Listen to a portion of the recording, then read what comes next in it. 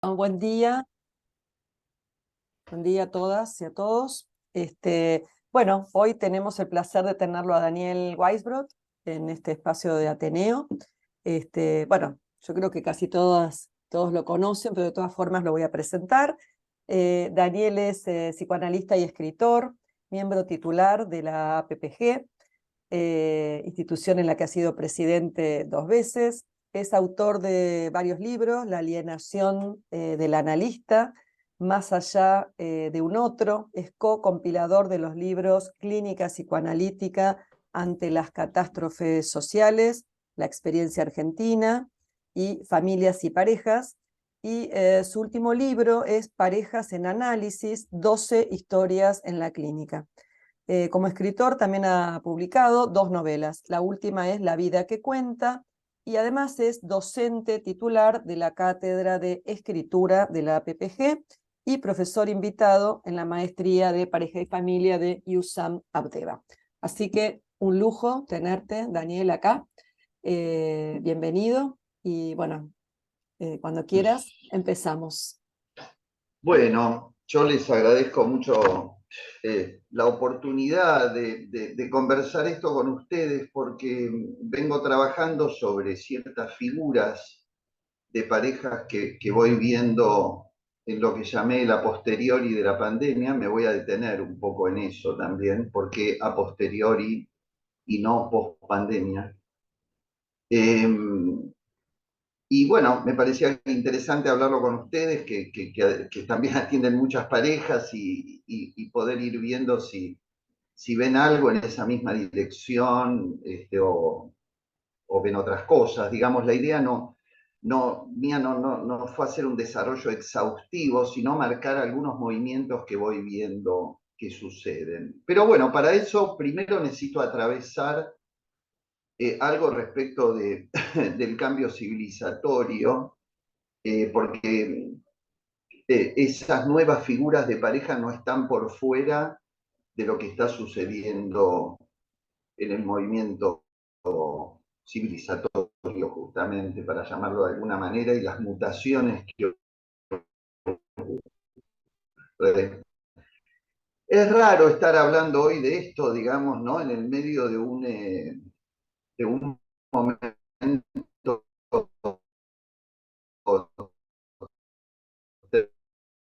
digamos, la ¿no? Menos dominada la pulsión de muerte. Y bueno, me parece que vamos a ver cómo se juega eso en algunas parejas, ¿no? Ustedes saben que a mí me gusta mucho un texto que Freud publicó en el verano de 1915, que es un breve, muy breve texto que lo recomiendo mucho, son 2 páginas nada más, se llama La transitoriedad. Y él, casi como en un cuento, nos relata que una vez había salido a pasear con 2 amigos, y se asombró por algo que escuchó, porque uno de ellos, que era poeta, decía que si bien la naturaleza era hermosa, no lograba regocijarse, porque lo bello está destinado a desaparecer, ¿no? Como si el solo hecho de estar destinado a perecer carecía de valor, dada esa transitoriedad a la que estaba destinado. Transitoriedad o lo perecedero en otra traducción, ¿no? Freud se sorprendió y le discutió al amigo poeta que lo bello pudiera dejar de tener importancia por estar condenado a su caducidad. Por el contrario, dijo, me parece que el corto tiempo en que viviría aumentaba su valor y que no tenía sentido perderse ese regocijo. Ahora, Freud se dio cuenta que el amigo estaba deprimido. Entonces comenzó ahí una serie de reflexiones que finalmente dieron luz en un texto que todos conocemos, que es Duelo y Melancolía. Sí, Duelo y Melancolía empieza ahí, empieza en esa anécdota con estos 2 amigos. Ahora, en el medio de esos pensamientos, Freud nos muestra cómo aquello que le sucede al sujeto no puede estar por fuera de las afectaciones sociales en cuya sopa se cocina. hoy más que nunca, miren lo que dice. Él dice el sujeto y yo digo, y la vida de las parejas, ¿no? Miren lo que dice. Dice, la conversación con el poeta tuvo lugar en el verano anterior a la guerra. Un año después estalló esta y robó al mundo sus bellezas.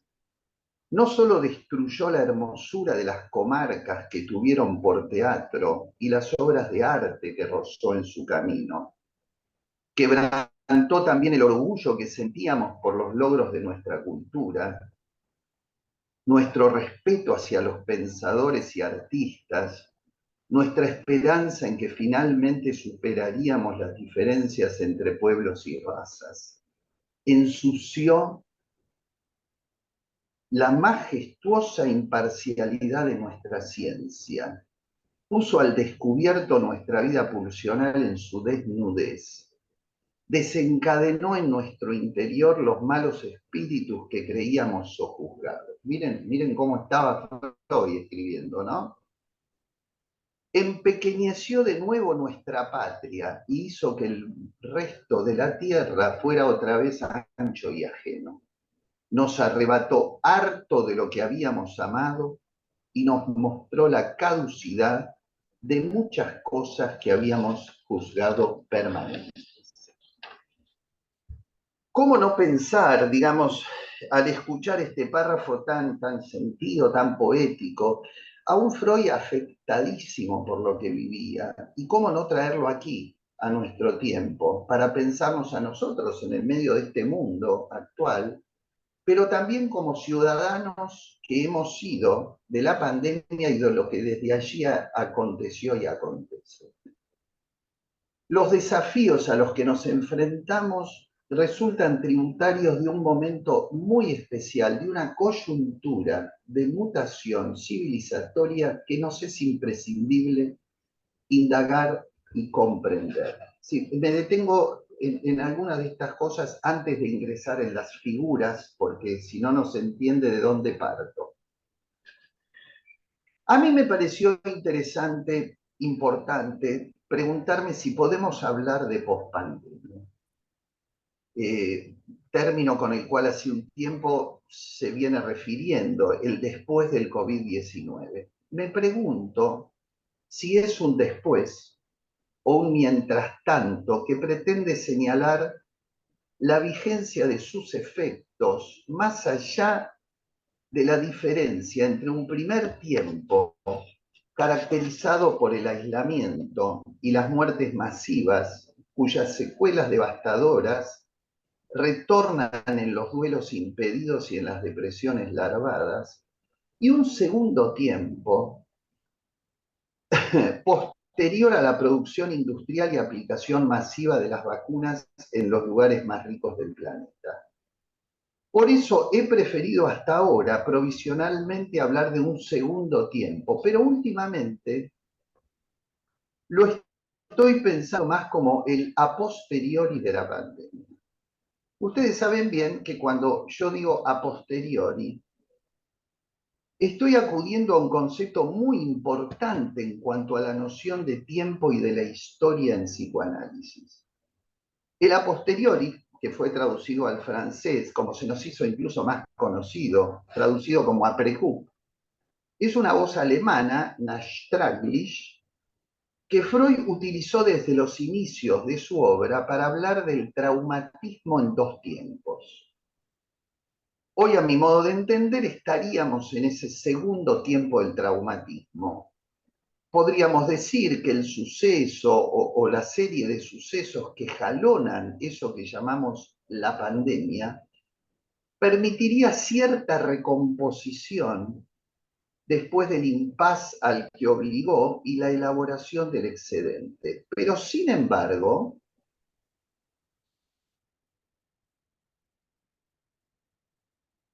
esa recomposición restó imposible de metabolizar. Entonces, la teorización sobre el trauma me parece muy importante. Tenemos un grupo en APPG ahora de atención a los afectados por la masacre del terrorismo de Hamas en Israel. y estamos viendo allí un grupo que está coordinando Beatriz Iskovich, y que estamos viendo allí, empezamos a ver efectos de traumatismo. La teorización, es decir, la idea era que el trauma nunca proviene solo del exterior. ¿Se escucha bien? Por Más o menos momentos, porque, sí, por momentos se cuelga un poco. sí, porque me dice algo acá cada tanto, pero ¿se puede seguir lo que voy diciendo? Sí, ¿Sí? sí, sí. No sé, me parece que sí. Silvia dice más o menos. Bueno, a ver, si ven que se corta mucho me avisan y no sé, vemos cómo hacemos. Eh, entonces, yo decía, se trata del tema del traumatismo en dos tiempos. Quiere decir entonces que no basta con que ocurra un primer momento donde algo se implanta desde afuera, sino que hará falta una segunda escena, un segundo tiempo, un reinvestimiento para que se vuelva traumática. Es decir, que lo vuelve traumático no es solo el suceso, sino la reactivación del recuerdo.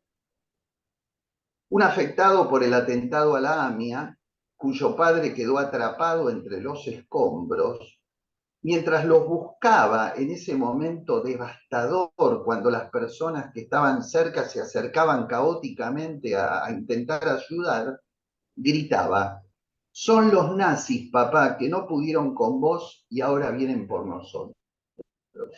Frase que lamentablemente se está volviendo a escuchar. Alguna vez Nacho Leukovich nos enseñó que había dos modalidades de cómo pensar el a posteriori, que me parece central. Uno, él decía, uno puede pensar el a posteriori como efecto diferido. Es decir, algo estaba desde el comienzo, pero se tomó su tiempo en producir efectos. Es decir, estaba a priori, pero apareció a posteriori. Ustedes recuerdan esa frase sobre la homosexualidad que, que decía salir del placar, ¿no? Es decir, y se puede haber salido por dos alternativas diferentes. La persona lo sabía y lo ocultaba por el daño temido, o no lo sabía, estaba reprimido hasta que emergió, ¿no? Se sigue, ¿verdad? Pero esto de todas maneras alude a algo que no se trata más que de la emergencia de lo nuevo, pero por aprecú. O sea, lo nuevo no lo era tanto, sino que estaba reprimido o estaba oculto. ¿Mm? Pero hay otra manera que no es como efecto diferido, sino como la creación retroactiva de un pasado. ¿Mm?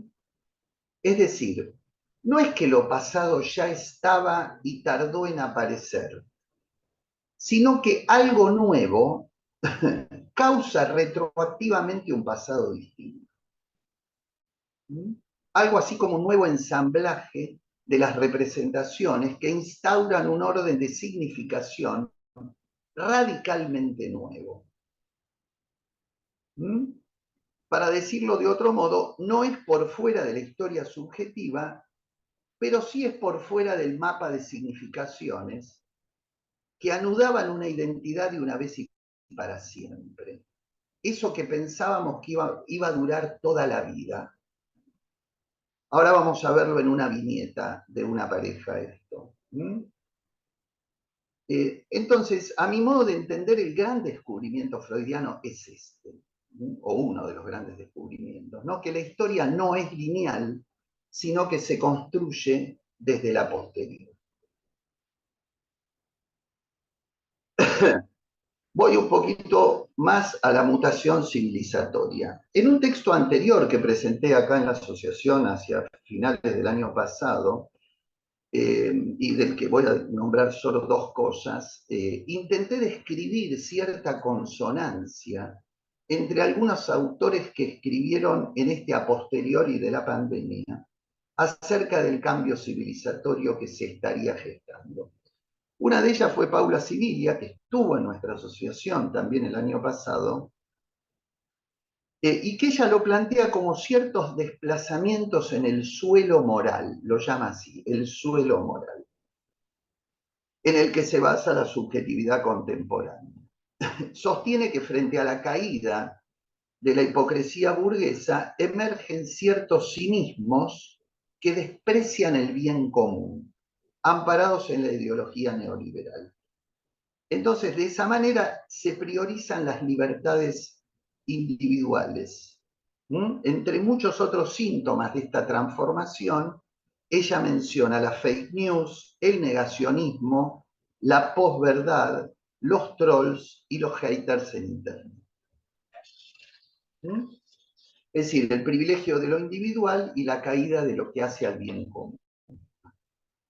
Esa hipocresía, dice ella, que caída de los pedestales dio paso al cinismo. Las verdades que hubieran sido escandalosas en aquel suelo moral, hoy son lanzadas al aire sin más, sin ser incluso necesariamente verdades. Ese es el nuevo suelo moral, ¿no? Ella lo sintetiza en una frase, dice, decí lo que quieras y cuando quieras vos te lo mereces. En una dirección similar, Eric Sadin plantea cómo las tecnologías han ido produciendo una nueva forma de subjetividad que él llama la del individuo tirano. Ese nuevo sujeto que se encuentra con la sensación de haber sido engañado al haber sostenido la confianza en el bienestar común. ¿Se escucha mejor ahora? ¿Está más estable? ¿Sí? Bien.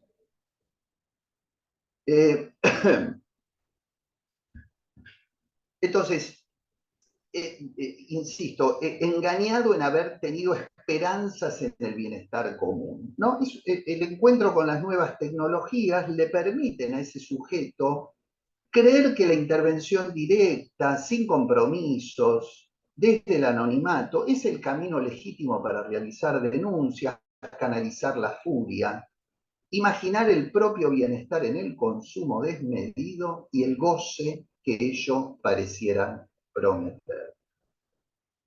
Entonces, desertar de lo común, miren qué fuerte es la idea, desertar de lo común y liberarse mediante la tecnología y el consumo parecerían construir la subjetividad de este individuo tirano. Ven que hay cierta consonancia, ¿no? Estamos ante una condición civilizatoria inédita, en la medida en que van cayendo todos los cimientos que sostenían la vida para dejar la vida en común, para dejar tan solo la frase que él utiliza es un hormigueo de seres esparcidos, un hormigueo de seres esparcidos, que buscan la propia satisfacción por fuera del bienestar común. Y culmina con una frase para mí tremenda, dice, es el fin de todo lo que hace comunidad entre nosotros.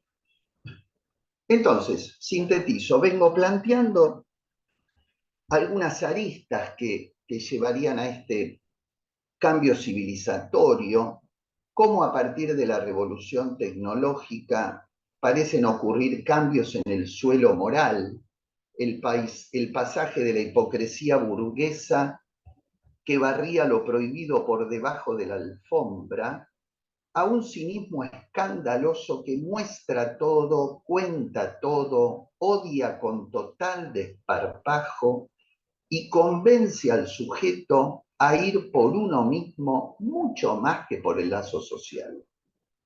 Ese individuo tirano crece desertando de lo común, imaginando así la posibilidad de una vida más genuina. Todo esto, por supuesto, en medio de un mar de muerte, hambre y miseria jamás imaginada. Entonces, ¿cómo pensar que este cambio civilizatorio, que esta mutación, que este dejar de ir por lo común, no va a afectar la vida de las parejas? Nos toca hoy el desafío de pensarlas porque sería imposible que no hubiera mutaciones en sus fuentes de sufrimiento. Así que voy a plantear algunas figuras de parejas que observo en este tiempo, pero para eso me voy a valer de una viñeta. ¿Eh? ¿Estamos más o menos hasta acá? ¿Podemos seguir? ¿Sí? Bien, voy con la viñeta. Todo explotó por el aire. No sé cómo mantendremos la empresa viva. Pero si en el medio de este quilombo él me hace la vida más imposible, no sé ni cómo vamos a sobrevivir. Así comienza una primera entrevista de pareja apenas unas semanas después de la aparición del virus del COVID-19. Alberto y Raúl se mudaron a una pequeña casita que habían comprado un tiempo atrás en un barrio privado del Gran Buenos Aires, con la idea de construir algo más grande algún día sin apuro. Mientras tanto, iban viviendo en un departamento que alquilaba la empresa, de la que Alberto era socio. Y para ello, digamos, perdón, para ellos, no para ellos. Entonces, comenzada la pandemia, perdón, la situación se hizo insostenible y en el evitable achicamiento de gastos, la empresa dejó de pagar los alquileres de los socios. Entonces, Raúl también trabajaba en la empresa de Alberto, aunque en un cargo menor. Ahí es que se van a vivir a esta casa que no estaba en condiciones de ser habitada, no era ese el proyecto originario. ¿Qué sería hacerme la vida imposible? Le pregunto, y es Raúl el que contesta. La vida ya es imposible. No soy yo el que la hace así. No hay forma de vivir en esta casa sin hacer arreglos bíblicos. Es una casa que estuvo deshabitada muchos años, está hecha mierda. Pero ¿no te das cuenta que no tenemos plata? Dice Alberto, y que aunque la tuviéramos, no puede venir nadie a arreglarla porque está prohibido transitar. Claro que me doy cuenta, dice Raúl, pero te propuse hacer nosotros pequeños arreglos. Hace frío, arreglar las estufas, nos damos maña. Venimos de trabajar con caños, no es tan difícil. Tenemos pintura en la fábrica, pintemos nosotros y estamos al pedo todo el día. Pintar, dice Alberto, yo tengo que trabajar.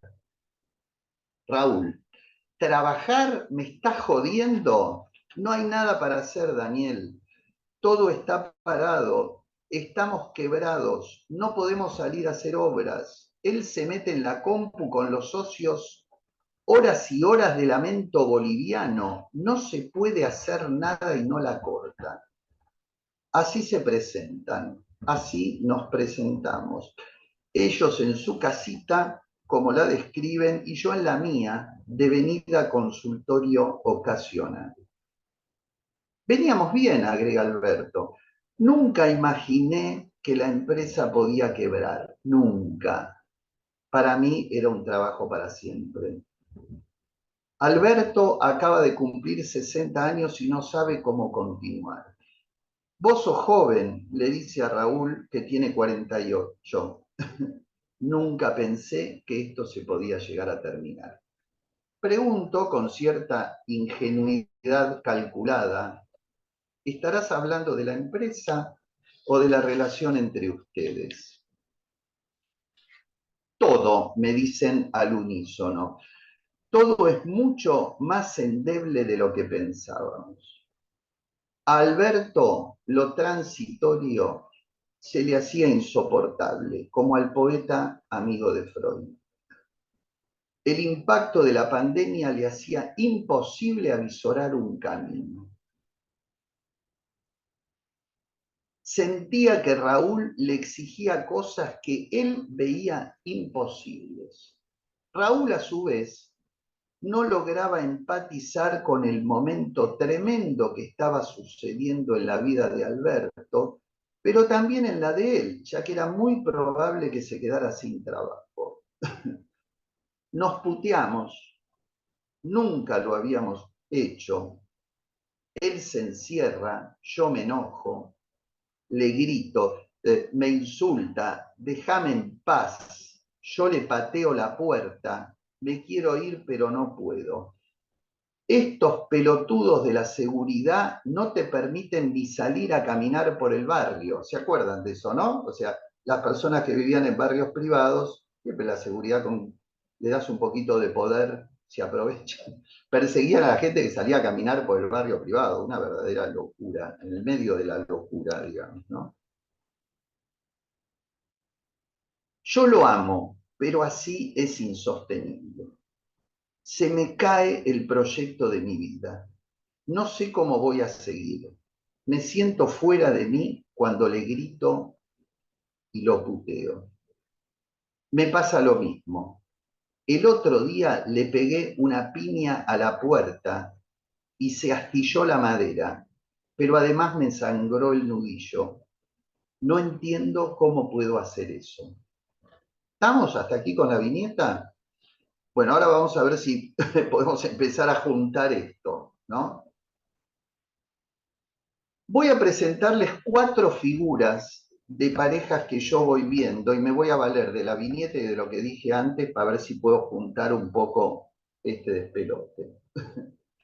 Primero, la llamé la insoportable transitoriedad de lo vivo y el pasaje al acto agresivo.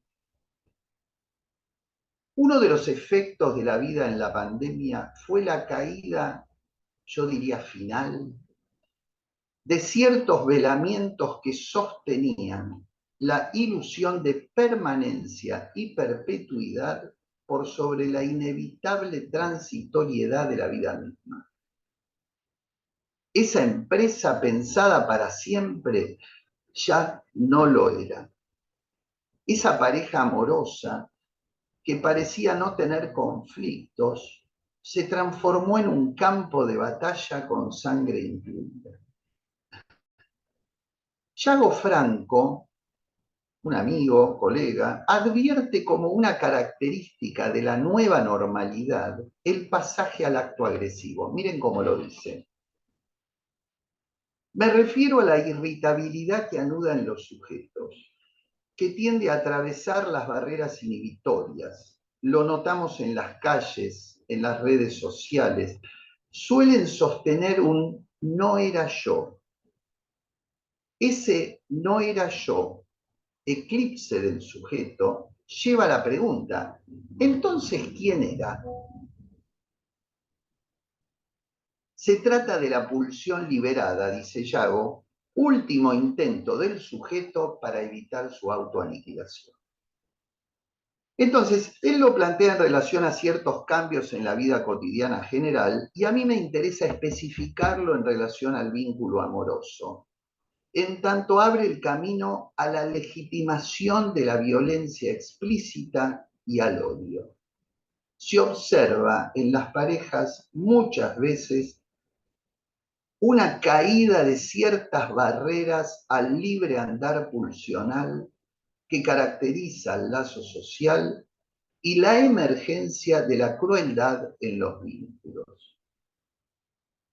Hace muchos años ya, en aquella reunión en París, denominada los Estados Generales del Psicoanálisis, Derrida lanzó una cuestión que denominó revolución psicoanalítica. Él dijo, ¿sería posible pensar en una vida sin crueldad? Y tal era la fuerza del planteo que lo proponía como la única vida que valdría la pena ser vivida. Por supuesto que a Derrida no se le escapaba que en el pensamiento freudiano la crueldad es inherente a la vida misma y casi una condición de existencia. Pero decía, lo que nos queda por pensar sería la mutación de la crueldad, o al menos las figuras históricas nuevas de la crueldad. Podemos detener la crueldad sangrienta, no parece, ¿no? Bien. Pero él decía eso, podemos detener la crueldad sangrienta. Podemos poner fin al asesinato con arma blanca, con guillotina, en los teatros clásicos o modernos de la guerra sangrienta, pero la crueldad psíquica lo suplirá siempre inventando nuevos recursos. La verdad es que no pretendo incursionar en la complejidad del pensamiento de Derrida y esto de la vida sin crueldad, pero él sí decir que él la trabaja como una de las figuras de lo imposible, ¿sí? Junto al perdón o a la hospitalidad, como esa utopía irrenunciable, como ese lugar al que se sabe que no se puede llegar, pero al que sí, de todas maneras hay que tratar de ir. Quiero pensar cómo juega la imposibilidad de morigerar la crueldad en los vínculos de pareja. Porque un ser humano, decía Silvia Bleichmar, no puede construirse sin los componentes mortíferos que acompañan el surgimiento de la pulsión, pero tampoco puede instalarse socialmente sin morigerarlos. Y lo que estoy planteando es que esa morigeración está alterada y más imposibilitada. Fíjense, sentirse fuera de mí, como dice Alberto, o no entiendo cómo puedo hacer eso al decir de Raúl, testimonian el desanudamiento pulsional que atenta contra la vida en común. Podríamos preguntarnos si sus peleas son efectos de un triunfo de la pulsión de muerte que solo pugna por realizar su fin, o se trata del fracaso, digo, porque la pulsión de muerte no es mala, no es cruel, no es sádica, simplemente busca su realización. El problema es más la dificultad, el fracaso de las instancias ligadoras que son las que favorecen la vida en común. Y la diferencia no es menor, porque tiene implicancias clínicas en los modos de intervenir ante esta situación. En ese sentido, creo que el análisis, decía Silvia, tiene una obligación, una responsabilidad de humanización del campo de la intersubjetividad en el interior de la transferencia. Si algo de esto hay que mostrar.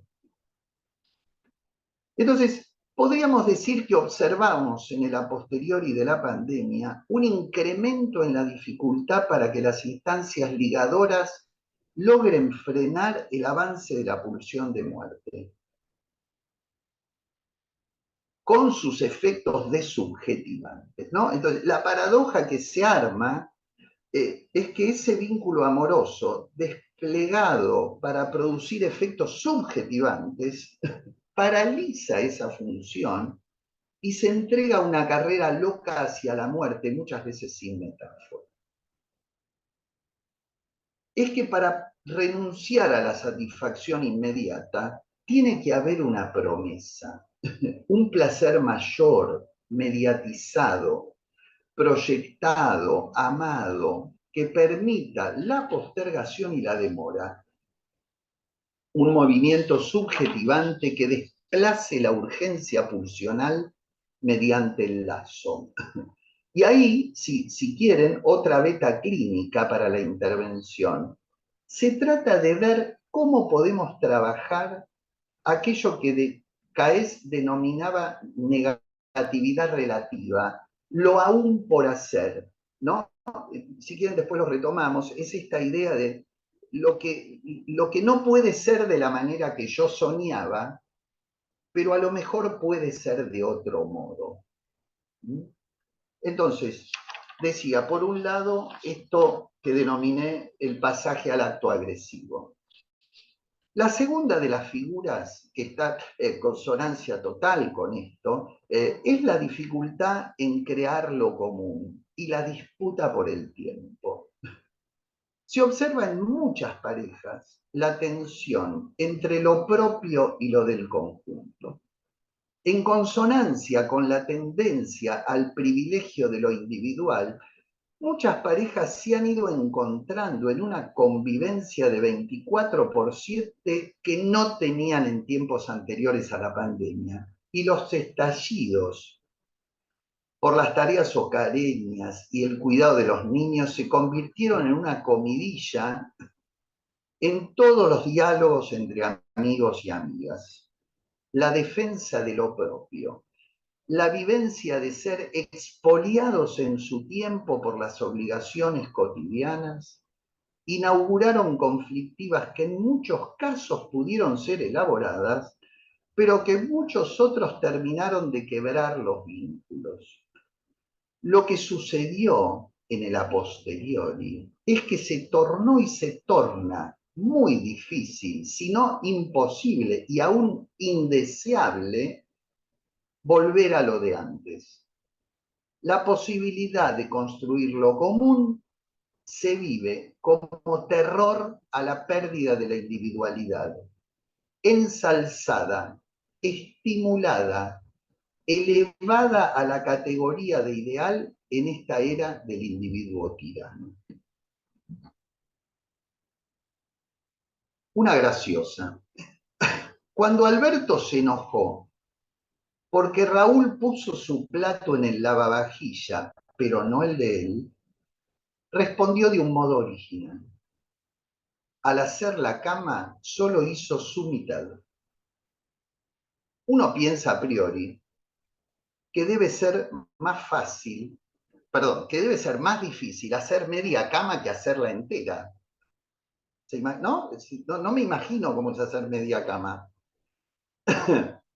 Pero del mismo modo también es rarísimo sacar de la mesa solo el propio plato y dejar el resto. ¿Acaso no se trata de una cama común? ¿Acaso no se trata de una cena como momento de encuentro? El lazo amoroso supone también algo ligado a hacer por el otro, a ese deja que lo hago yo, que caracteriza un encuentro empático entre dos. Me pregunto por la vigencia de ese armar lo común en este a posteriori de la pandemia. Tercero, estoy apurando un poco a ver si quiero que nos quede bastante tiempo para conversar. Tercero, la felicidad que nunca llega. Estamos en un momento en el cual la multiplicidad absoluta de las formas de armar un vínculo amoroso genera una diversidad tan grande que podemos comenzar la mañana atendiendo a una pareja conflictuada por cómo van a armar las mesas de casamiento y si el vestido es lo suficientemente blanco como para garantizar la pureza de la unión. Continuar más tarde con una pareja de mujeres o de hombres y finalizar el día con una familia aturdida porque su hasta allí hermosa joven adolescente se ha declarado perteneciente al colectivo trans no binario y ellos no saben qué hacer con eso. Hay parejas efímeras, duraderas, eternas, abiertas, cerradas y una interminable lista de posibilidades, muchas veces en la búsqueda de articular en la escena sexual el encuentro con el otro y muchas veces con una marcada falta de ganas de hacerlo. Alberto decía en una sesión que estaba harto de seguir con su deambular sexual, así lo llamaba, y que al final del día nada le había traído felicidad. Raúl escuchaba con asombro esa suerte de confesión, luego de algunos meses de zozobra, porque él, Raúl, le había hecho lugar al pedido de Alberto de abrir la relación, pero solo para no perderlo. ¿Se sigue?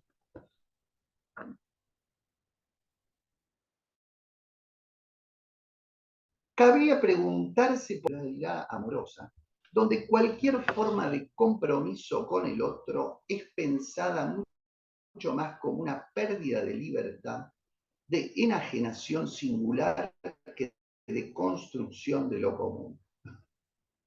es que esa construcción no puede ocurrir sin algún nivel de renuncia pulsional.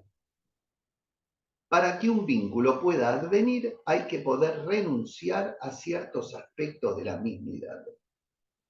Habría entonces que revisar la dialéctica entre satisfacción de deseo y renuncia al goce pulsional, marcada ya por Freud en el malestar en la cultura.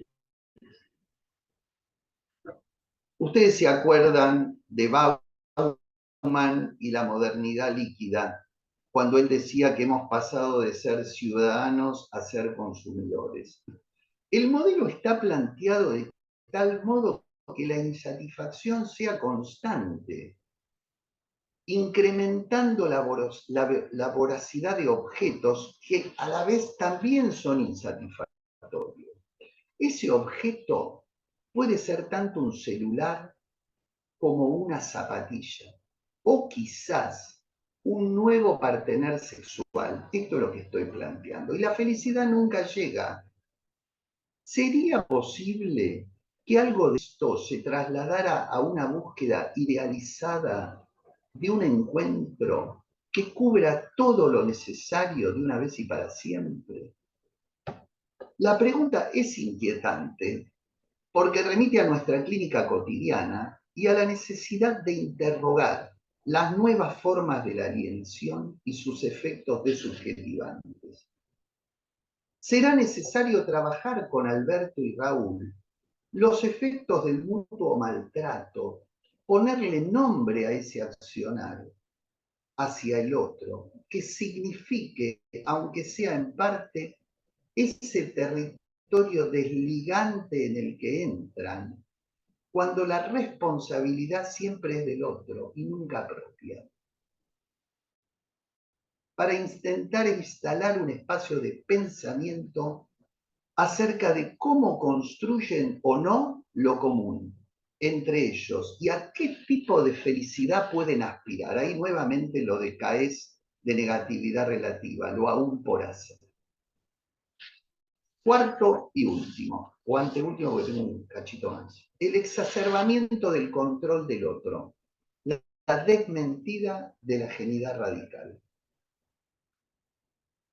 Sabemos que incluimos la existencia del otro como una presencia que no se deja representar, ¿no? En ese sentido, diríamos que las representaciones del otro no dan cuenta de su otredad, ¿no?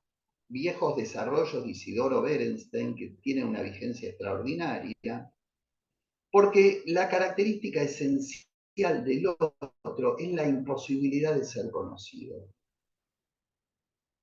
Entonces, así como el inconsciente de cada uno es la propia ajenidad, el otro como sujeto de deseo, con su propio inconsciente a cuestas, constituye también una ajenidad radical. En los tratamientos de pareja se observa nítidamente la desmentida de esa ajenidad radical. ¿Sabes cómo te conozco yo a vos? ¿No? Esa frase, ¿eh? ¿Sabes cómo? Te conozco como si te hubiera parido, como si haberlo parido diera alguna garantía de saber del otro, ¿no? Yo lo pensaría de este modo, miren, mi pareja está habitada o habitado por un inconsciente que no me pertenece, que no forma parte de mi mundo interno y que por lo tanto no me puedo representar. En ese sentido, mi pareja constituye para mí una ajenidad radical. Obvio de decir que lo mismo le sucede a mi pareja conmigo. Ambos podremos transparentar hasta el punto de nuestra propia opacidad. Pero esa condición de ajeno me modifica con su presencia todo el tiempo. Entonces la pareja se funda sobre ese fondo de imposibilidad radical, que es saber acerca de la ajenidad del otro. Alberto y Raúl de vuelta. Y finalmente, en la pandemia estábamos juntos todo el tiempo y ahora el tipo se va a trabajar 3 veces por semana. Y yo sigo trabajando desde acá. Quiero que me muestre el teléfono cuando viene de trabajar, allá.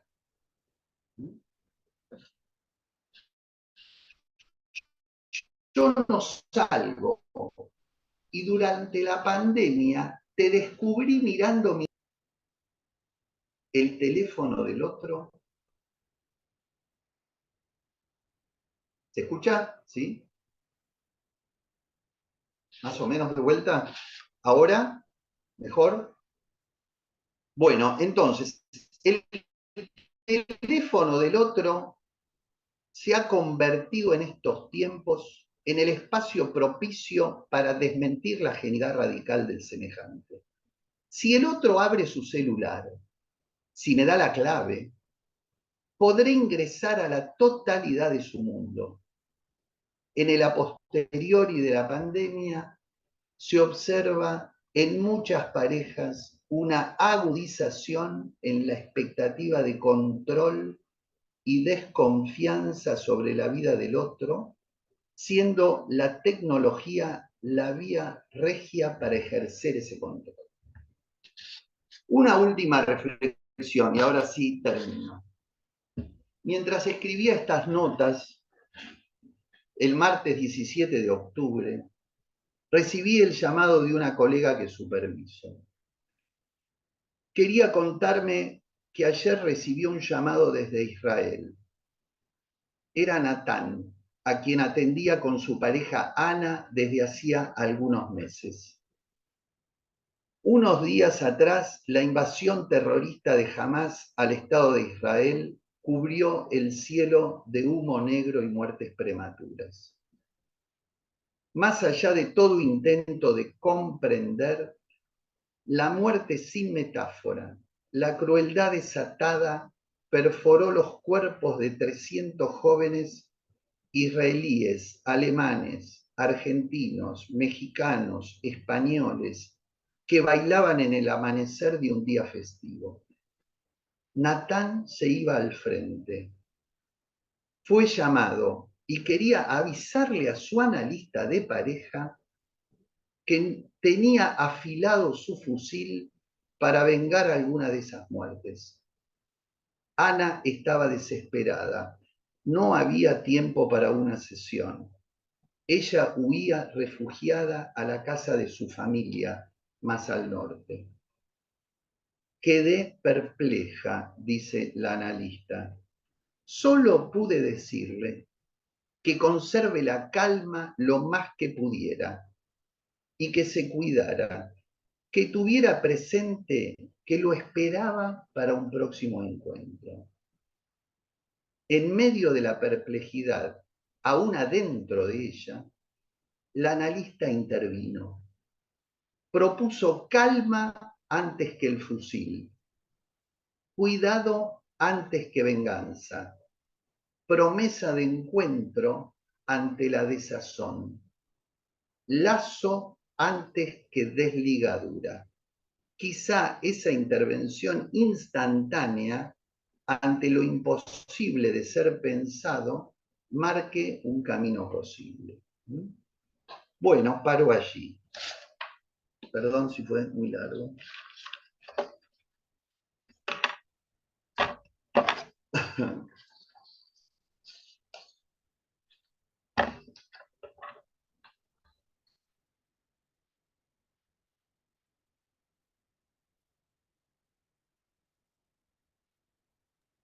Bueno, ustedes dirán.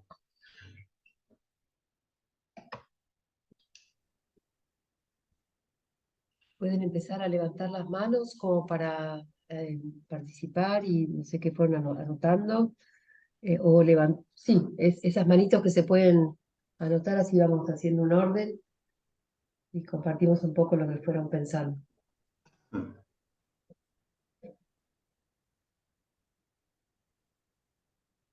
Dejado que había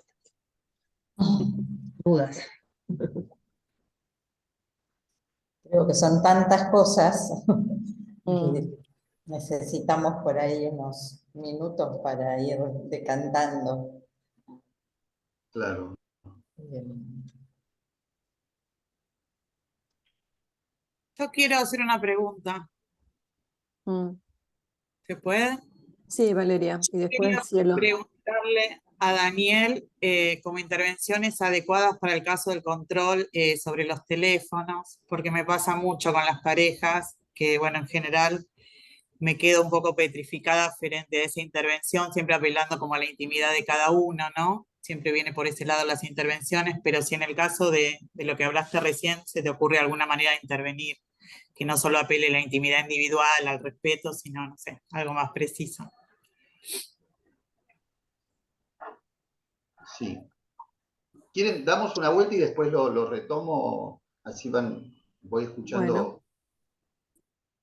Cielo, Sí, Daniel, muy complejo lo que planteaste y realmente de una riqueza significativa. Para entrarle por algún lado. Sí, No, me quedé pensando cuando vos describís tan claramente, citando eh, a Leukovich, a Nacho, eh, el trauma en 2 tiempos, por APRECUP. sí, Sí, la finalización de tu ponencia, cuando vos hablás de los efectos de la guerra que se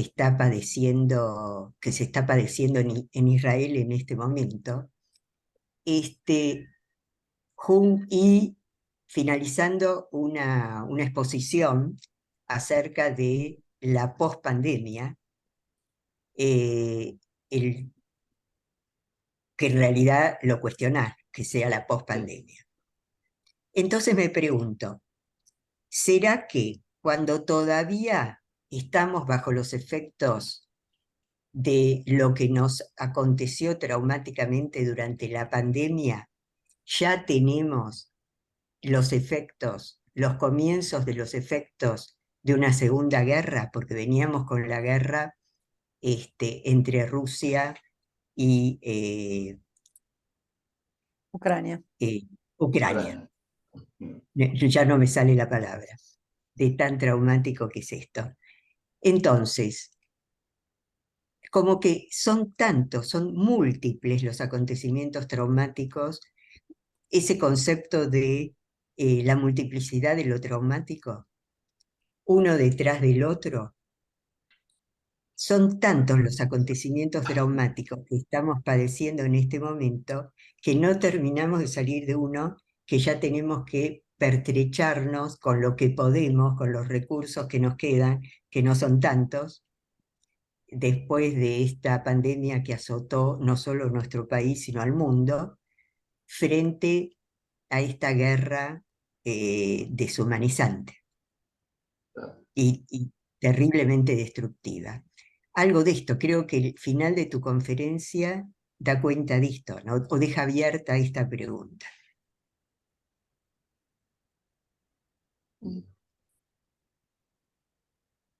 Mercedes.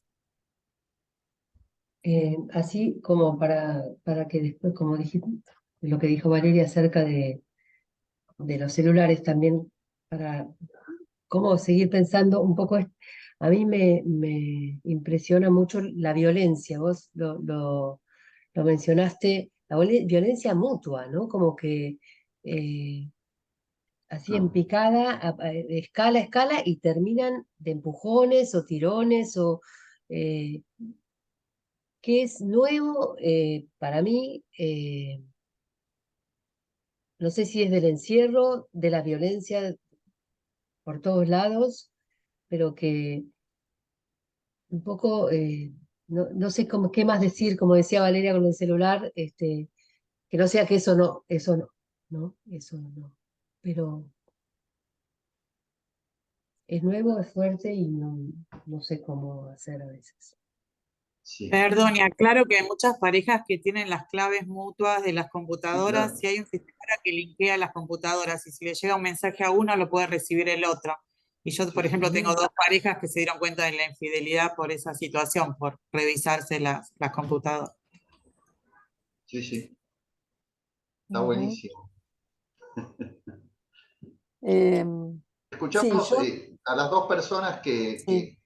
que levantaron y después doy una vuelta. Sí, sí, porque a la 1:30 tenemos que estar Sí. terminando así. Bueno, no, yo me quedé pensando en esta como caída de la ilusión de lo común. Sí. Que yo lo veo mucho en el consultorio con esta sensación de fragilidad, ¿no? De fragilidad en lo propio, de vulnerabilidad, de sensación un poco catastrófica del mundo, y cómo juega esto en los lazos, ¿no? Porque a veces también genera como la idea de fusión con otro, ¿no? Totalmente ilusoria, pero de protección con otro, y a veces todo lo contrario, ¿no? Como no poder ni siquiera conectar con nadie y quedarse con un estado que ya va más para el lado por ahí de situaciones más melancólicas. Pero que bueno, en la semana particularmente, que creo que también coincidió con un estado de mucha alteración al interior de nuestro país, ¿no? Frente a las elecciones, que coincidió con el inicio de la guerra, de la invasión de Hamás a Israel.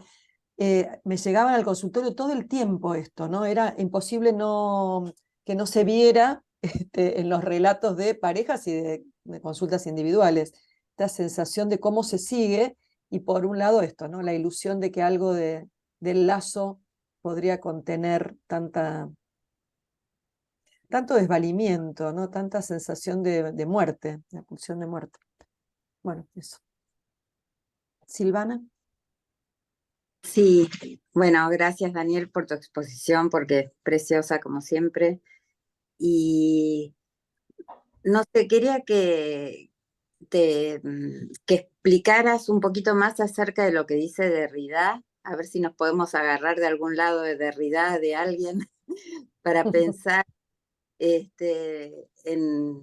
la necesidad de utopías, ¿no? De utopías irrenunciables.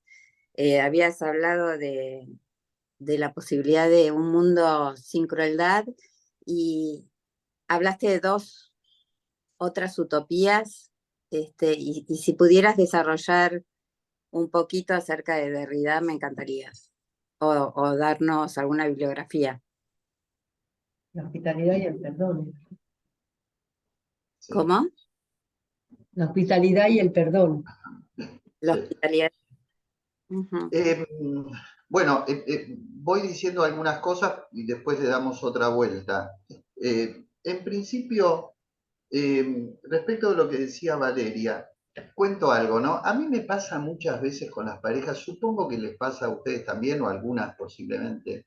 Yo a veces me siento en la mitad de una sesión con la sensación de que soy un pastor, ¿no? Como que les digo cosas tipo, bueno, ¿por qué se pelean tanto? Digamos, y después digo, ¿pero qué estoy haciendo? Es decir, me voy encontrando en eso, porque es como un inevitable decirle, bueno, no, la intimidad, cada uno tiene que respetar la intimidad, lo que está bien, me parece que está bien, pero no alcanza. Me parece que lo que falta ahí es como una vuelta de tuerca, que a veces uno la pesca y a veces no la pesca, digamos, ¿no? Que tiene que ver con, yo diría en términos de intervención, interpretación, promover la búsqueda de nuevos sentidos, ¿no? Es decir, algo así como, una cosa es decirle al otro que, insisto, no está mal, está bien, o sea, respetar la intimidad. Y otra cosa es decir, pero ustedes entre ustedes quieren las claves porque así tienen la fantasía que van a saber todo acerca del otro. Entonces yo ahí estoy usando un recurso teórico, que es el concepto de ajenidad, para transformarlo en una interpretación. Porque para eso nos sirve la teoría, ¿no? Para poder transformarlo en una interpretación, en un tipo de intervención que, digamos, de alguna manera muestre algo de eso inconsciente que se está jugando y que ellos no saben. ¿Ustedes qué creen? ¿Que ahora que tienen la clave van a poder controlar las infidelidades? Las infidelidades están a la vuelta de la esquina, no hace falta ni el teléfono, ni viajar, ni nada. O sea, me parece que trabajar la desmentida de la ajenidad del otro es una vía de trabajo muy importante. Al principio pensábamos que el tema era el trabajo sobre las diferencias, y lo es, ¿no? Pero otra vez, no alcanza. Además de la diferencia, lo central es lo ajeno. la imposibilidad de representar, ¿no?, qué está pasando con el otro. Después, lo junto con lo de Mercedes, digamos, esa frase de Silvia Bleichmann a mí me organiza mucho el trabajo, que es decir, en el campo intersubjetivo mostrar la deshumanización, ¿no? Otra vez, no alcanza con decir, che, no se peguen, digamos, o no se empujen, ¿no? Es eso pastoral que yo decía antes que nos sale a todos, ¿no?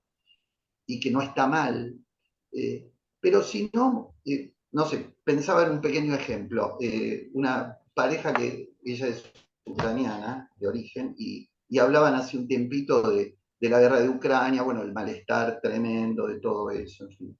Y esos se matan. Entonces, en alguna sesión yo les dije que trajeron las dos cosas, les pude decir algo de eso. ¿A ustedes les es fácil pensar la guerra, en lo que hace Rusia con Ucrania y pelearse y ver esa pelea, pero no se dan cuenta que ustedes hacen cosas parecidas entre ustedes, ¿no? Es decir, mostrar la deshumanización, si quieren, que ocurre en el mundo en el que habitamos, pero llevarlo al territorio del vínculo entre ellos, ¿no? Eh,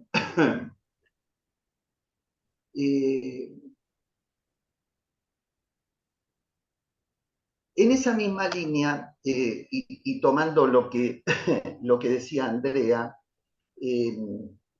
digamos, hay algo que tiene que ver con el dar existencia. Una vez Silvia Bleichmann contaba de un niño que decía que él decía de sí mismo que era una mierda, y la mamá le decía al pibe que era una mierda.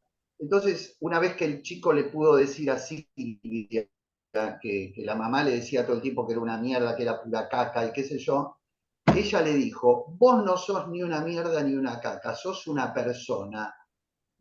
Y se lo decís a tu mamá y decile que se lo dijo Silvia Bleichmann, ¿no? ¿Por qué digo esto? Porque tiene que ver con el dar existencia, ¿no? Como parte del trabajo en transferencia es también dar existencia a lo que sucede, ¿no?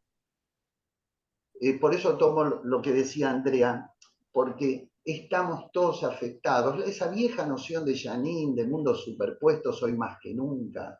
Estamos todos, ¿no? Los pacientes en la pandemia empezaban las sesiones diciendo, ¿y vos cómo estás? ¿No? Y uno, digamos, quizá en el kleinismo, 50 años atrás se hubiera interpretado, usted quiere que hablemos de mí para no hablar de usted, no sé, alguna boludez así. Y en este caso me parece que era darle lugar a eso, darle lugar, porque ellos estaban preocupados legítimamente por nosotros, que también estábamos preocupados. Entonces, ese dar, digamos, muchas veces en el medio de estas semanas, con las elecciones, con lo de Hamas en Israel, el terrorismo y la crueldad desatada como no se ha visto nunca o casi nunca, dar legitimidad a lo que pasa, no sé, simplemente diciendo, sí, tenés razón, es terrible, digamos, ¿no? Genera un campo de trabajo, ¿no? Que es dar reconocimiento a lo que está sucediendo. Lo que decía Cielo, sí, totalmente, es decir, el tema de una tras otra, ¿no? Es decir, llovido sobre mojado, como solía decirse, por supuesto que va aumentando e imposibilitando las capacidades metabólicas de cualquier psiquismo. Pero, digamos, ahí es donde el lazo social, por eso se habla todo el tiempo, me decían alguien que trabaja en televisión, que aumentó un 30% en los últimos 20 días el encendido de la televisión, que vieron que siempre se dice que la televisión se está muriendo, parece que no se está muriendo. Y ese encendido tiene que ver con la necesidad de explicaciones, con la necesidad de escuchar, de hablar, las reuniones de todo tipo como estas que estamos teniendo, ¿no? Pero sí, coincido totalmente, es decir, el suelo se hace ya inundado, digamos, es más difícil de metabolizar. No sé si me... Sí, lo de Silvana, no me animo a meterme con Derrida. Te diría lo siguiente. Él trabaja mucho la idea de las paradojas, digamos. solo se puede perdonar, dice él, lo imperdonable. Por lo tanto, lo imperdonable no se puede perdonar. O sea, arma una paradoja donde el planteo que hace es sobre la imposibilidad de que la crueldad en sus distintas formas se pueda resolver, ¿no? Por eso él plantea una vida sin crueldad como una utopía, pero hacia la que hay que dirigirse, la hospitalidad. Si yo dejo entrar a un musulmán a mi casa, no le puedo decir, tema que fue muy vigente en Francia algunos años atrás, se tiene que sacar el chador. Porque si hago eso no lo estoy dejando entrar. Es aceptar al otro como el otro es, con todo lo que tiene. Si no, no es aceptar al otro. Entonces, en ese sentido, él plantea la hospitalidad como un imposible. Está este texto, que se me ocurre ahora, que está en la web, si buscan estados generales del psicoanálisis, una vida sin crueldad, de Derrida. Estados generales del psicoanálisis es un momento crucial donde hubo un gran congreso en el que se juntaron las voces más importantes del psicoanálisis a volver a pensarlo. En aquel momento, no recuerdo en este momento qué año fue, pero está muy disponible ese texto. ¿Quieren dar otra ronda? ¿Tenemos tiempo? Mirta, estabas con la mano ahí levantada. Así es, sí, ¿qué tal? Yo quería Perdón, porque yo estoy tomando nota. Estados generales del psicoanálisis y lo de Derrida, ¿cómo se llama, Daniel? Una vida sin crueldad, entre signos de pregunta. Perfecto. Yo quería agregar algo a lo que vos decías del individualismo, que creo que lo que se está dando no es solo un cambio civilizatorio en relación a la acentuación del individualismo, sino también a la exterminación del otro, del diferente. Claro.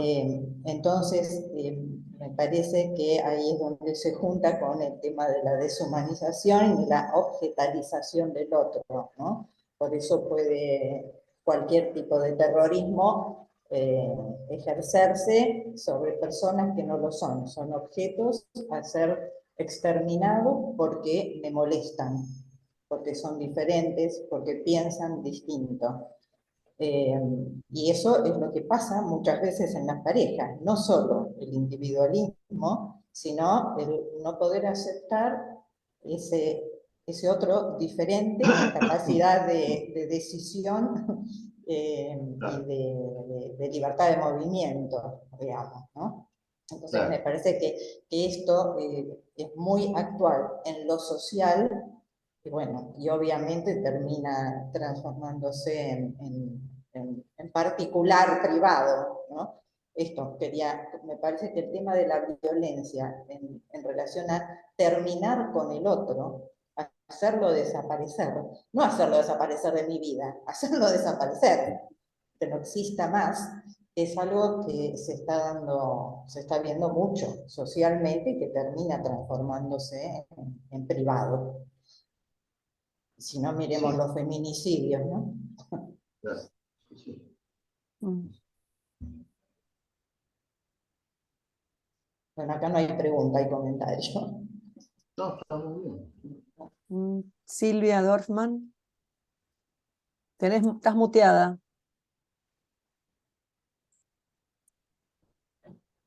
Sí, quizás en un arrebato de ilusión, que no la estoy teniendo mucho últimamente, y como me apareció ahora, dije, la digo antes que me desaparezca otra vez. Pensaba que si bien es cierto la crueldad, el individualismo, la falta de hospitalidad, todo lo que está sucediendo en el mundo, también pensaba, y en función, porque también nos está pasando en la PPG, pero en muchos lados, este surgimiento de gente que se agrupa para ayudar, en este caso, a los repatriados de Israel, o a los que tienen familiares allá, bueno, todos estos grupos que inmediatamente en la PPG formamos uno, pero que hay muchísimos. Me da también, por eso digo, no sé si me estoy esperanzando mucho, pero me da como cierta ilusión de ¿quién dijo que todo está perdido? ¿No? Algo así, como decir, bueno, a lo mejor en algún momento algo de esto que tiene que ver con la solidaridad, ayuda. Bueno, no sé si es una pregunta, si la podemos contestar, pero era algo que tenía ganas de decir. Está bien.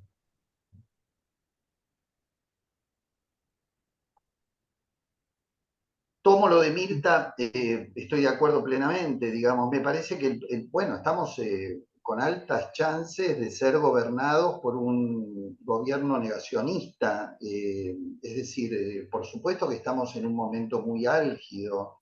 Ya me sacaste la ilusión, Daniel. Recién dije que tenía una ilusión. Bueno, a lo mejor no, digo, qué sé yo.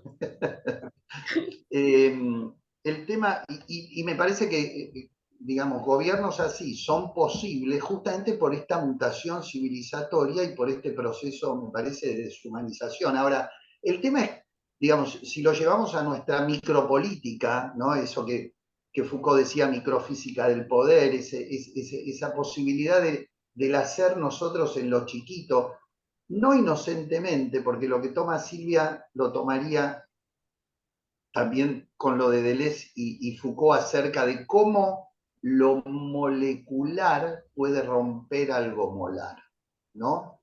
Desde las pequeñas tareas de todos nosotros, y en este caso con las parejas, el trabajo sobre la crueldad, sobre la violencia, sobre la deshumanización, sobre la desmentida de la genidad, mostrar cómo todo eso se va jugando entre ellos, es muy importante, digamos, para la vida de ellos en particular, sin duda, pero que además es para nosotros la estrategia para intentar dirigirnos hacia esa utopía de una vida sin crueldad, ¿no?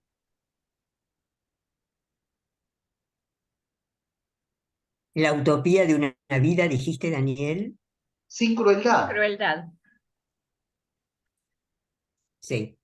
¿Puedo decir algo? Sí, Norma, sí. Bueno, yo creo que hace tiempo que venimos tomando esa bandera que tantas veces señalaron Deleuze y Guattari acerca de las revoluciones moleculares y de las micropolíticas que ya también vienen desde Foucault, y que en nuestra situación me parece que no tenemos otra alternativa que esas micropolíticas, no abandonarlas, pero algo de lo común tenemos que hacer prevalecer, porque lo micropolítico no lo podemos hacer solos como individuos.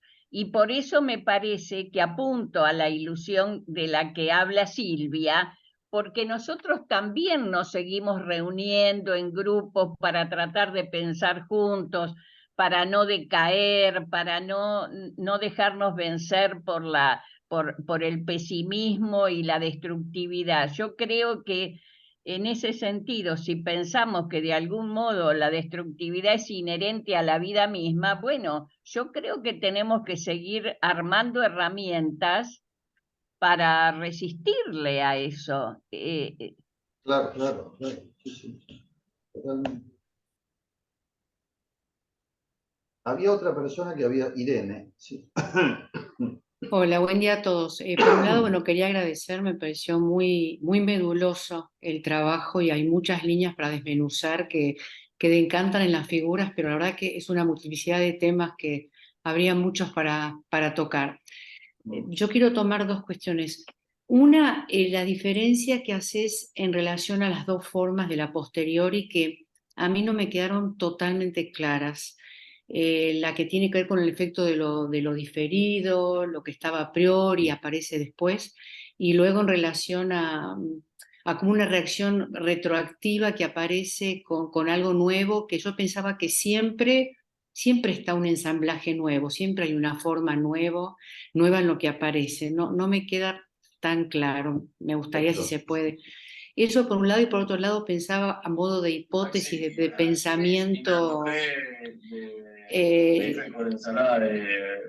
se escucha una voz. Mercedes, Mercedes, tenés abierto el micrófono. Ay, Dios, perdón. A manera de brainstorming, que por supuesto ahora no hay tiempo ni mucho menos, ¿cómo pensar esto de por qué esto de la individualidad en detrimento de lo común?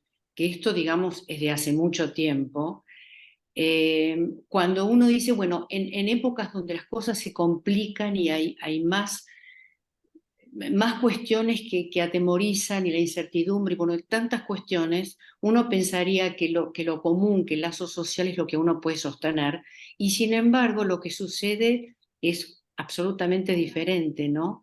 Donde pareciera que es lo individual donde uno se salva o uno encuentra un reducto de mayor tranquilidad, no sé, o sea, me parece contradictorio desde un lugar y cómo pensarlo. Bueno, muchas gracias. No, por favor. Perdón un segundo que me acabo de dar cuenta que no apagué esto.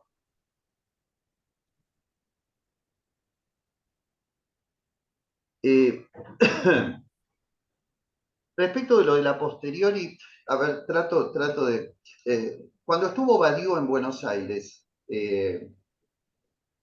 estuvo en nuestra institución hace muchísimos años, se le preguntó a él si, digamos, qué posibilidad en serio había de algo radicalmente nuevo, que no estuviera impreso en la historia, ¿no? La pregunta además la realizó Isidoro Berenstein. Está publicado en una de las revistas de la asociación esa conferencia con las intervenciones también. Y él dijo, bueno, dijo, si a la larga lo vamos a buscar, al Edipo lo vamos a encontrar en algún lado, ¿no? Él lo que quería plantear es la necesidad de poder pensar en algo que es absolutamente nuevo. Entonces, una cosa es pensarlo como efecto diferido. Como efecto diferido es este ejemplo que me parece que es claro, ¿no? Yo, no sé, soy homosexual, pero me asusta mucho decirlo por los quilombos que me va a traer, entonces prefiero no decirlo.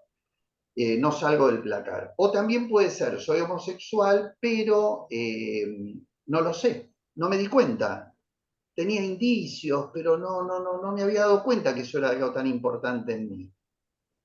Esas son dos formas del efecto diferido, ¿no? Es decir, es algo que ya estaba, pero que tardó en aparecer. Porque estaba oculto o porque estaba reprimido. Pero otra cosa es que las representaciones se reensamblen de forma tal que aparezca... Una vez hubo una película que no me acuerdo el nombre, hace muchos años, el tema de la homosexualidad es un buen ejemplo para pensarlo todo esto, a lo mejor alguno se acuerda, de un tipo que de pronto siente un amor muy fuerte por otro hombre y él concurre al análisis porque no estaba en su potencialidad, no estaba en su vida, nunca había ningún dato que hiciera pensar que eso sería posible. Entonces, me parece que este es el punto, es decir, que además de que sea algo que ya estaba y tardó en aparecer, la otra es que apareció algo que no estaba. Entonces, las representaciones que íbamos teniendo se van reensamblando de forma tal que dan emergencia a algo nuevo que no estaba ni siquiera como potencialidad. Es radicalmente nuevo. El gran problema es que nosotros, desde la teoría de la repetición, no lo podemos pensar. ¿No? No lo podemos entender y vamos a buscar al Edipo, digamos, o vamos a buscar alguna explicación y alguna vamos a encontrar. Pero eso no quiere decir que efectivamente eso estuviera, sino que algo nuevo reensambló las representaciones de otra forma y apareció algo que no estaba ni siquiera en potencia. No sé si Irene más o menos... Sí, mucho más claro. Gracias. La Sí, idea, sí. ¿no? Y bueno, el planteo, lo que dice Norma, sí, de acuerdo totalmente, digamos, ¿no? En que tenemos que seguir apostando a lo común.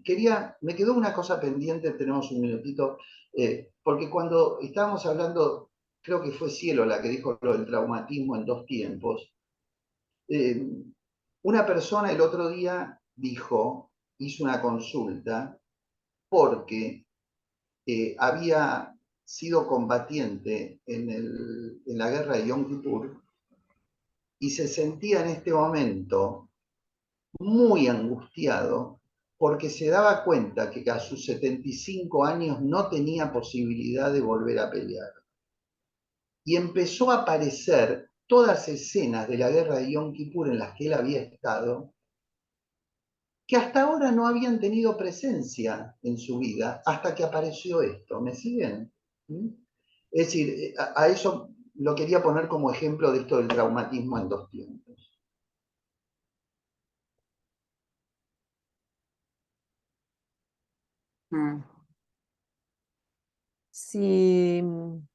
Si no hay alguna otra pregunta, o Daniel, ¿quieres hacer algún otro comentario? Yo diría ir dando por terminado, son la 1:30. ¿Hay alguien que quiera hacer algún otro comentario? ¿Querés comentar algo más, Daniel? No, agradecer la oportunidad de conversar estos temas, digamos. Me parece que hace falta hablar de estas cosas, ¿no? Porque todo el tiempo van pasando cosas nuevas y más allá de la teorización que nosotros tenemos del psicoanálisis de pareja, digamos, no hay vacuna contra esto, digamos. Cuando aparece algo nuevo hay que volver a pensarlo todo, qué sé yo. Bueno, Más allá del pastor también. Espera, Sí. un último comentario. Me pareció buenísimo eso que marcaste, Daniel, de cómo, más allá de que uno pueda tener alguna intervención pastoril, como vos decís, poder mostrar de qué manera uno, sin darse cuenta en una pareja, puede repetir la crueldad y la violencia y la guerra externa, ¿no? Eso me pareció buenísimo, porque creo que puede ser muy movilizante realmente y que puede poner a reflexionar a las parejas para que no se destruyan más de lo que ya el mundo nos está destruyendo, ¿no? Claro, tal cual, sí. Me Pero parece que también, tener en el perdón, horizonte... Sí. no, esto de la cuestión pastoril o pastoral, que me parece que tal vez es por parte de este exceso que dice Cielo, como que también a uno le resulta un montón. Y bueno, como esta cosa así como naif de querer poner un poquito de calma y que parece más un pastor que un analista, pero porque a veces como es un exceso, es como tanto. Claro, tal cual, estoy de acuerdo. Pero además, que si uno tiene, me parece que el asunto es si uno tiene en el horizonte que las parejas tienen un inconsciente, digamos, y que nosotros estamos ahí para tratar de trabajar con algo de eso, es llevar las problemáticas que aparecen al mundo de ellos también, ¿no? Es decir, no es verdad que hay guerra, pero bueno, claro que hay guerra, pero ustedes la reproducen. Es decir, el trabajo, digamos, de estar atentos, me parece, todo el tiempo a eso, ¿no? Iba a decir algo más de esto.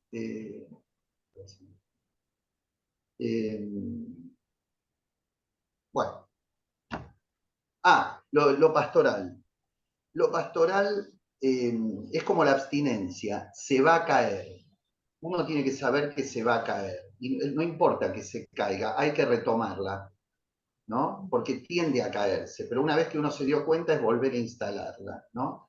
Y con esto es lo mismo. Yo puedo permitirme tranquilamente que aparezca algo de lo pastoral, pero en algún momento ver si eso lo puedo transformar en otro tipo de intervención. Ejemplo, una cosa, hace un tiempo a una pareja que yo muchas veces le dije, pero ¿por qué le decís las cosas de esa manera? Y yo en un momento dije, perdón, ustedes siempre se hablan así, porque la gente no se habla así como se hablan ustedes. Y eso generó un impacto, ¿no? Sí, fue pastoral, y un poco pastoral fue, pero también intentando poner alguna cuña en la intervención, como para que ellos se pregunten por qué se hablan así. No es normal que la gente se hable así, ¿no? No sé. Bueno, muchísimas gracias, Daniel. La verdad que hay muchos agradecimientos de gente que se retiró. Bueno, un espacio súper rico para seguir pensando y bueno, muchas gracias a todos los participantes. Muchas gracias, Daniel, muchas gracias. Felicitaciones y gracias, Daniel. Gracias, muchas gracias. por favor, a ustedes.